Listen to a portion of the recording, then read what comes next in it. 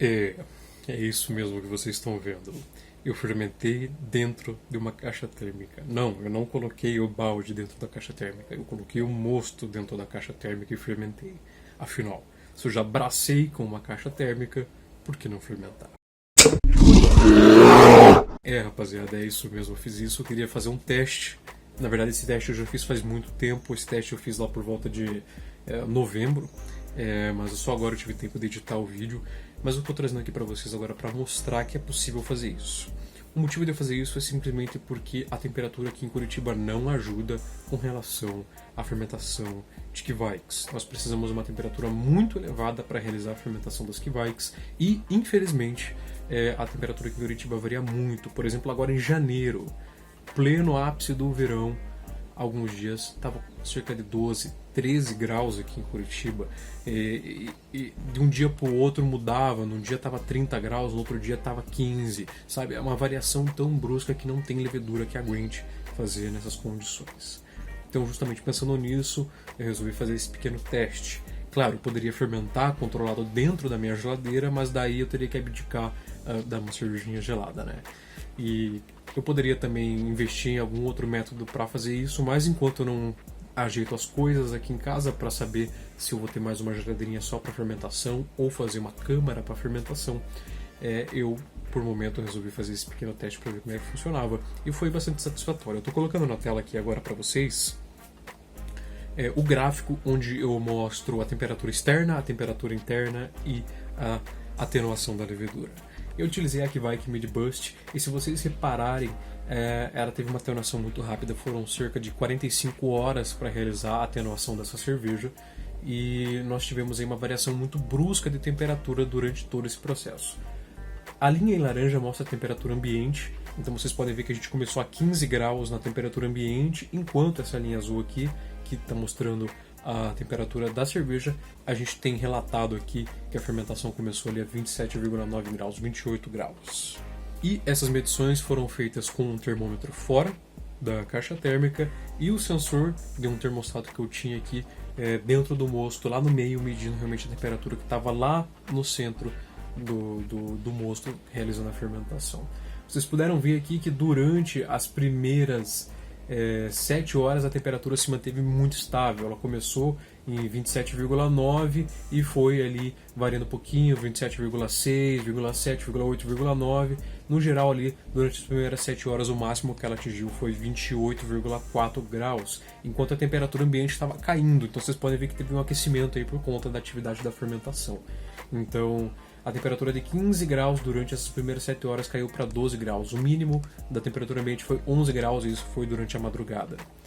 E nós tivemos aí o ápice da temperatura a 28,9 graus. Depois disso nós tivemos uma queda, onde começou a cair a temperatura, e a mínima, isso já no fim da fermentação, 45 horas com a cerveja atenuada, foi 24,8.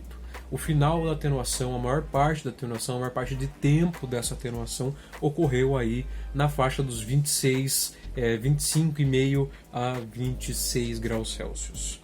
Então nós tivemos uma variação aí de 1, 2 grauzinhos durante 2 dias de fermentação. Isso é muito bom mesmo. E a temperatura ambiente, vocês puderam ver que de 11 graus subiu para 27 graus em menos de um dia. Sabe, completamente tosco essa variação térmica que a gente tem aqui. A densidade foi uma queda que teve alguns degrauzinhos acompanhando aqui, vocês podem ver alguns ápices de fermentação, né, alguns ápices da temperatura de fermentação aí acompanharam uma queda brusca da densidade, mas isso também está relacionado com a escala que eu utilizei aqui no meu gráfico, que não está uma escala completamente linear, então fica um pouco mais acentuada essa queda. Mas ainda assim, considerando os ápices de fermentação, nós tivemos aí um ápice de temperatura também relacionado com isso. Então vocês puderam ver que funciona. Assim, não vai manter plenamente a sua temperatura. Claro, não é como se você tivesse um sistema ali com um controlador de temperatura para aquecimento e um para resfriamento. No entanto, ele evita uma variação muito brusca e permite que a atenuação ocorra de uma forma mais consistente. Você consegue um melhor controle. Então, talvez isso para casos extremos aí seja uma boa saída, uma boa opção para você estar fazendo.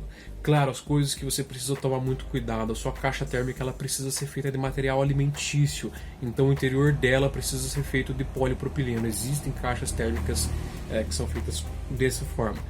Você também precisa utilizar uma caixa térmica que ela não esteja com odor de plástico, porque normalmente quando você compra uma caixa térmica nova, ela tem um odor muito forte de plástico, você precisa de um jeito de se livrar disso, seja passando água quente, seja fazendo algum outro método que você utilize aí para tirar o odor, com vinagre, bicarbonato, coisas do tipo assim. Bom, aí é com vocês escolhem o melhor método para vocês, mas vocês precisam tomar cuidado com isso porque são coisas que podem passar odor para a cerveja. E lembrando, claro, sempre toma muito cuidado com questão de sanitização. Durante a fermentação vai estar gerando CO2 e pelas bordinhas ali vai estar sendo exposto CO2, então muitos problemas com relação à entrada de ar ali você não vai ter. Mas já na hora que você for fazer o cold crash, talvez seja interessante você fazer uma trásfega para um balde onde você consiga lacrar e tudo mais. Ou você passar ali um papel filme em volta para que você não tenha entrada de ar quando diminuir a temperatura e consequentemente a pressão interna diminuir. Então é isso, espero que vocês tenham gostado desse vídeo. Isso foi mais uma das experiências malucas que eu tenho ideia de fazer. Eu acho que foi uma experiência muito boa, foi muito válida. A fermentação ocorreu muito rápido, mesmo para algumas kivais, que a gente sabe que elas sofrem com a variação de temperatura e temperaturas abaixo de 30 graus normalmente aí arrasta muito mais a fermentação. Nós tivemos uma boa atenuação, uma atenuação bem rápida, utilizando uma kivai e controlando, não controlando, mas tendo aí uma menor variação, um maior isolamento térmico dentro de uma caixa térmica. Isso aqui também vale ressaltar lá para o nosso amigo Rony, lá do grupo, que ele falou que tem uma caixa térmica de 200 litros, então isso não é nem uma caixa térmica, isso é uma caixa d'água, na verdade, né? Se tem uma caixa térmica maior, você pode daí estar colocando o seu fermentador inteiro dentro da caixa térmica para evitar uma variação tão brusca assim de temperatura. Talvez seja melhor com questão de você ter um controle na hora de evitar contato com o ar e tudo mais, aí, questão de baixar a pressão, essas coisas assim. Então, se você tem uma caixa térmica grande dessas, você pode brincar com isso. E lembrando, também caso você vá utilizar muitas kivais, talvez você possa pensar em investir numa pequena estufinha feita com madeira e um isolamento térmico com chapa de isopor aí de 50 ml. Também é sempre uma opção, vai dar um ótimo isolamento térmico, você vai conseguir uma temperatura bem alta lá dentro para realizar a fermentação. É isso aí, espero que ajude vocês, até mais!